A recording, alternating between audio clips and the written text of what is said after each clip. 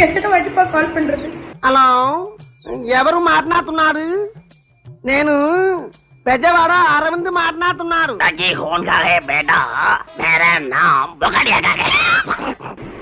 ஒரு 15-20 வாட்டி கால் பண்ணிட்டேன். அப்படிங்களா? ரொம்ப சந்தோஷம். இவ காலே எடுக்கல. இங்க ஒரு பெரிய பிரச்சனை ஆயிடுச்சுப்பா. ரோலிங் அப்போ என்ன இருமுற? இருமலடா உருமுற. ஏன் உருமுற? எல்லாம் அவங்க குடல உருவத்தான். முழு பைத்தியத்தை நீங்க நம்பலாங்க. அறமெண்டல் தான் ஆபத்தானவன். திடீர்னு மறைஞ்சு கலர் தெரிஞ்சு விட்டுருவான், கச்சி எடுத்து குத்தி விட்டுருவான். இது வந்து அறமெண்டல். அதனாலதான் நான் உங்களுக்கு இவ்வளவு வாட்டி கால் பண்ணேன். என் போன்ல சுத்தமா சார்ஜ் இல்ல, 5% தான் இருக்கு. அதனாலதான் நான் உங்களுக்கு இந்த வீடியோ ரெக்கார்ட் இப்ப போடுறேன். இருமா, ஒரு பொசிஷன்ல போய் நின்னுக்கிறேன்.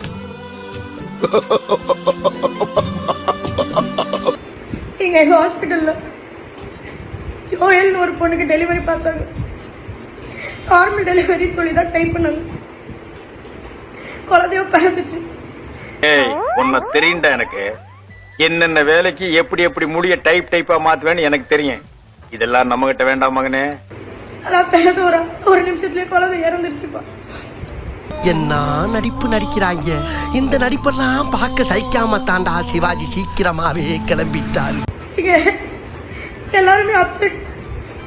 இங்க எல்லாருமே அப்செட்.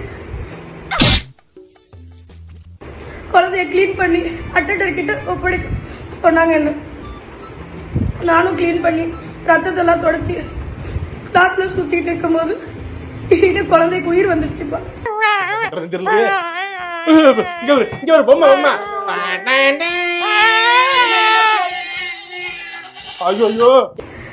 ஒண்ணுமே புரியல. நான் வேகமா அந்த குழந்தைய வச்சுட்டு டாக்டர் கூப்பிட்டு போயிருந்தேன். டாக்டர் அட்டெண்டிவ் கூட்டு வந்து பார்த்தா அந்த குழந்தை அங்க இல்ல.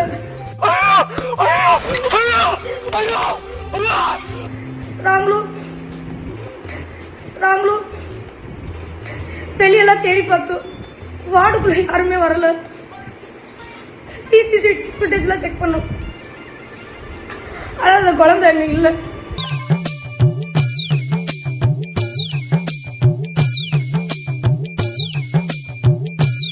ஹாஸ்பிட்டல்ல மொத்தம் 16 பிளாக் 32 கேமரா இருக்கு.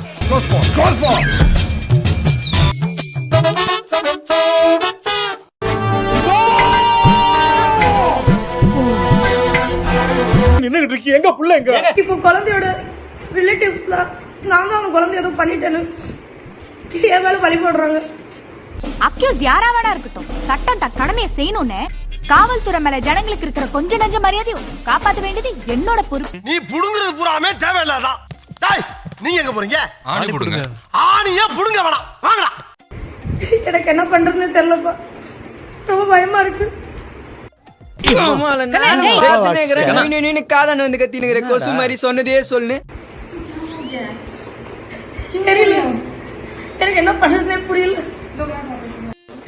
நீங்க நினைக்கலாம் ஏதோ கோமாளி மாதிரி ஏதோ பண்ணிட்டு இருக்கானமா அப்படின்னு, ஜோக்கர் மாதிரி அப்படின்னு. உண்மையிலே ஜோக்கர் தான். நான் மட்டும் ஜோக்கர் இல்ல, என் தலைவர் நிக்கில அவர்களும் ஜோக்கர் தான். ரீசெண்டாக குழந்தை காணும்னு சொல்லி நான் அழுத்திருக்க மாதிரி ஒரு வீடியோ ரிலீஸ் ஆகிருந்துச்சு. ஃபர்ஸ்ட் ஆஃப் ஆல் என்னோடய சைட்லேருந்து ரொம்ப சாரி கைஸ், பிகாஸ் ஜென்ம நட்சத்திரம்னு ஒரு படத்துக்காக ஒரு குட்டி ஸ்டோரி சொல்லட்டா சார் அப்படின்னு ஒரு கான்டெஸ்ட் பப்ளிஷ் பண்ணியிருந்தாங்க. அண்ட் அந்த கான்டெஸ்ட்டுக்காக எடுத்து அனுப்பின ஒரு வீடியோ தான் அது. அத்தனையும் நடிப்பா சொல்லுல தான் நடிப்பா? இல்லை இல்லை இல்லை, ஆமாம் கோபால். அது எப்படி இப்படி வந்து ஒரு ரேண்டம் அக்கௌண்ட்டில் போஸ்ட் ஆகிருக்குன்னு வந்து ஐடியாவே இல்லை. ஏன் உனக்கு இந்த வேலை? நீ வாங்குற இந்த 10-5 பிச்சைக்கு இது தேவைதானா? ஒரு விளம்பரம் பாரு, செய்யறதையும் செஞ்சு விட்டு முடிக்கிறத பாரு. அதுக்காக என்னோட நாலேஜுக்கு வந்த உடனே எப்படி அதை ஃபஸ்ட்டு ரிமூவ் பண்ணலான்னு சொல்லி தான் பார்த்துக்கிட்டு இருந்தேன். பட் நிறைய பேர் வந்து அது உண்மையான இன்சிடென்ட்னு நினச்சி நிறைய கமெண்ட் பண்ணியிருந்தாங்க. அது எப்படி இப்படி வந்து ஒரு ரேண்டம் அக்கௌண்ட்டில் போஸ்ட் ஆகிருக்குன்னு வந்து ஐடியாவே இல்லை. நிறைய பேர் வந்து அது உண்மையான இன்சிடென்ட்னு நினச்சி நிறைய கமெண்ட் பண்ணியிருந்தாங்க. அது எப்படி இப்படி வந்து ஒரு ரேண்டம் அக்கௌண்ட்டில் போஸ்ட் ஆகிருக்குன்னு வந்து அப்படி தான் வைரல் ஆச்சுன்னு நினைக்கிறேன்.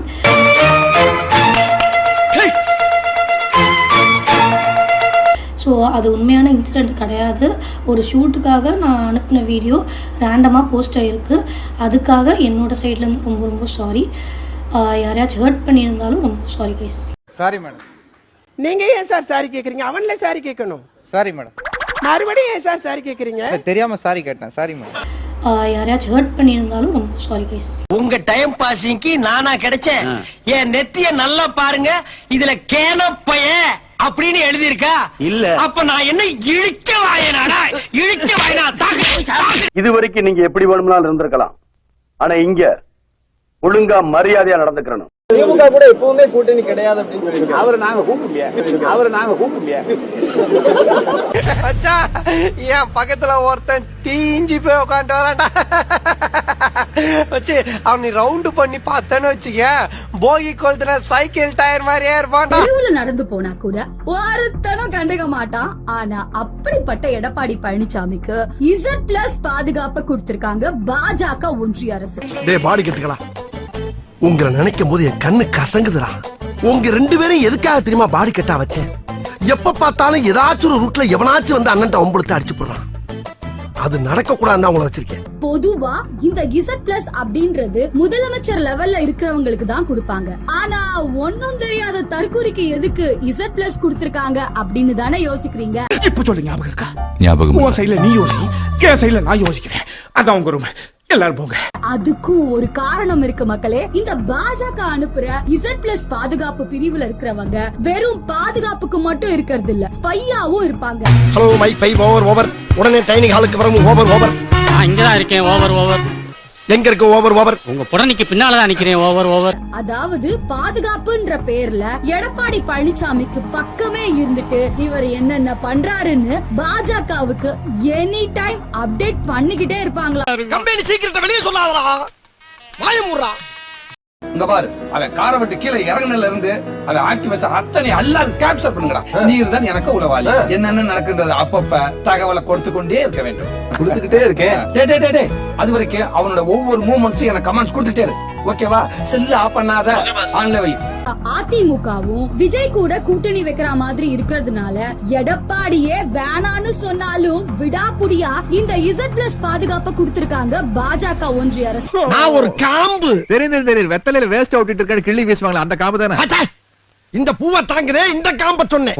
அந்த மாதிரிதான் இந்த வீட்டை நான் தாங்கிக்கிட்டு இருக்கேன். இதனால விஜய் கூட்டணி பத்தி எடப்பாடி யோசிச்சாலே அந்த இன்ஃபர்மேஷன் பாஜக தலைமைக்கு போயிடும்.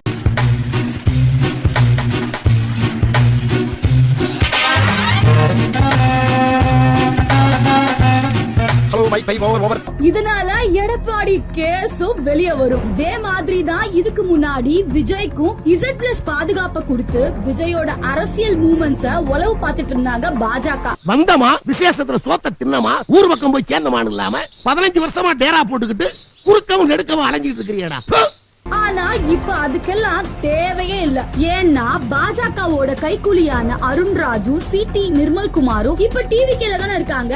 ஏண்டா தரித்திரம் முடிச்ச மூதேவி, உன் கதை என்னடா காரி துப்புற மாதிரி இருக்கு? அடே சிரிப்பு வேற. விஷயம் என்னன்னா இந்த Z+ பாதுகாப்புக்கு சம்பளமே பல கோடியில இருக்கும். ஆனா அந்த காசெல்லாம் நாம கட்டுற வரி பணத்துல இருந்துதான் கொடுப்பாங்க. அதுவும் ஒரு நல்ல தலைவனுக்கு கொடுத்தா கூட பரவாயில்ல. எடப்பாடி பழனிசாமிக்கும் விஜய் மாதிரியான அரசியல் அறிவே இல்லாத தற்கூரிக்கெல்லாம் என்ன கூந்தலுக்கு எங்க பணத்தை வாரி கொடுக்குறீங்க அப்படின்றதுதான் பொதுமக்கள் எல்லாரும் கேக்குற ஒரே கேள்வி. சரிப்பட்டு வர மாட்டோம். என்ன பேசாம இருக்கீங்க? நேரம் போய் போஸ்டர் ஒட்ட வேணா, கிளம்புங்க.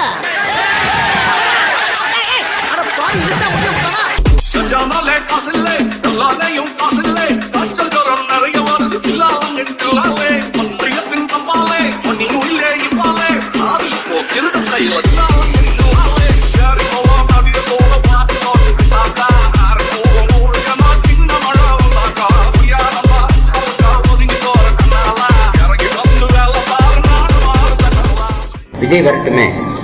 ரஜினிகாந்த் ஆதரிக்கிறீங்களா? ரஜினிகாந்துக்கு எனக்கும் சம்பந்தம் இல்ல. விஜய் என்னுடைய தம்பி. அவர் யார் யாரோ வந்து கட்சி ஆரம்பிக்கிறாங்க, அவர் வந்து கட்சி ஆரம்பிச்சா வரவேற்பேன். ஒன்று சாலையில அந்த ஓரத்துல நில்லு, இல்ல இந்த ஓரத்துல நில்லு. நீ நடுவால நின்னா லாரி அடிச்சு செத்து போயிருவா பாத்து. What bro, it's very wrong bro.